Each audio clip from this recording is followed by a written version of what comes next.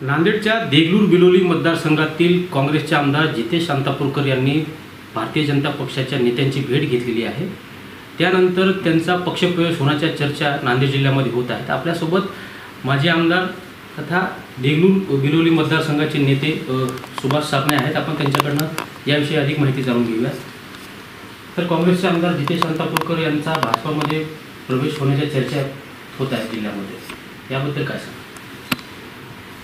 सन्माननीय आमदार जितेशजी शांतापूरकर साहेब जर भाजपमध्ये आले तर आमच्या पक्षाची भाजपची ताकदच वाढणार आहे।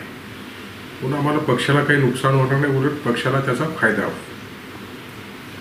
जी मूळ आता तुम्ही सध्या देगलूर बिलोली मतदारसंघामधून तयारी करताय विधानसभेची, जितेश शांतापूरकर या अटीवर भाजपामध्ये प्रवेश करणार असल्याच्या चर्चा येतात की त्यांना उमेदवारी मिळावी, याकडे आपण कसं पाहता? पक्ष नेतृत्व आदरणीय ह्या राज्याचे पक्षाचे अध्यक्ष आदरणीय बावनकुळे साहेब असतील किंवा ह्या राज्याचे आमचे नेते आदरणीय सन्माननीय राज्याचे उपमुख्यमंत्री तथा गृहमंत्री देवेंद्रभाऊ फडणवीस साहेब असतील, हे एकदम पक्षाच्या हिताचा निर्णय त्यांनी निश्चित स्वरूपाने घेतले। राहिला विषय तिकीट देण्याचा, काही मापदंड पक्ष त्या ठिकाणी तिकीट देत असताना लावूया आणि निश्चितच पक्षाने जे काही निर्णय घेईल तो आम्ही पक्षाचा निर्णय आम्ही स्वीकारणार। शांतापूरकर यांचा प्रवेश झाला तर तुमच्या उमेदवारीबाबत प्रश्नचिन्ह निर्माण होईल अशी चर्चा नांदेड जिल्ह्यामध्ये सध्या सुरू होती, काय सांगा? अशी काही पक्ष नेतृत्वाने जो काही निर्णय घेतील, समजा त्याने उद्या पक्षामध्ये भाजपमध्ये प्रवेश केला आणि पक्षाने जर त्यांना तिकीट दिलं तर स्वागतच असेल त्यांचं। तुम्ही अनेक वर्षापासून भारतीय जनता पक्षामध्ये काम करत आहात, कार्यकर्त्यांची एक भावना आहे, तुम्ही तयारी सुद्धा सुरू केलेली आहे। भारतीय जनता पक्षाकडनं आपल्याला विधानसभेची उमेदवारी नाही मिळत तर वेगळा पर्याय काही आहे, तुम्ही विचार करताय?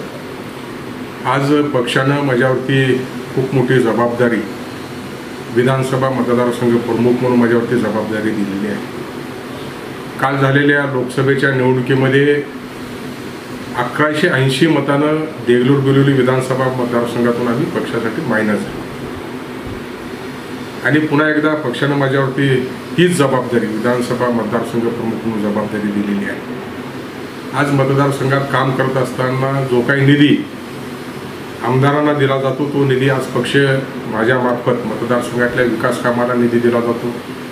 25-15चा निधी असेल, पर्यटनाचा निधी असेल, तांडावस्तीचा निधी असेल, आमदार निधीसुद्धा विधान परिषदेचे आमदार अरविंदजी भारतीय यांचा निधी तोही माझ्या मतदारसंघातल्या विकास कामासाठी त्या ठिकाणी आदरणीय देवेंद्रभाऊ फडणवीस साहेबांच्या माध्यमातून आणि राज्याचे भाजपचे अध्यक्ष आदरणीय सन्माननीय बावनकुळे साहेब यांच्या माध्यमातून माझ्याकडे मतदारसंघामध्ये निधी मोठ्या प्रमाणात येतो।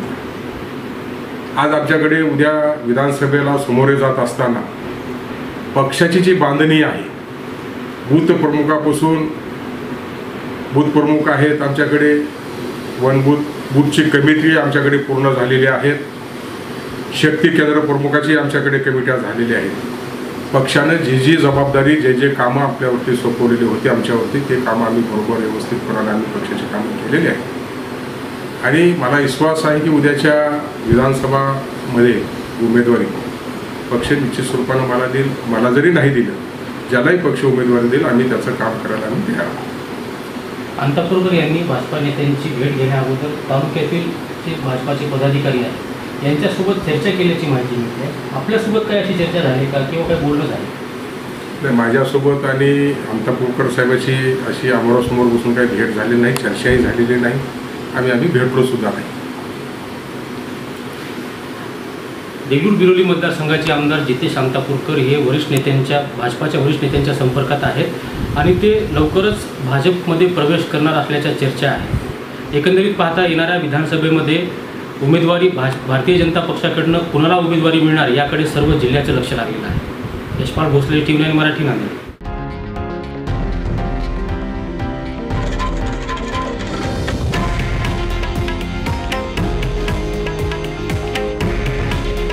हे आहे देशातील नंबर 1 न्यूज नेटवर्क आणि आपण पाहत आहात TV9 मराठी। काळजी तुमची, हित महाराष्ट्राचं।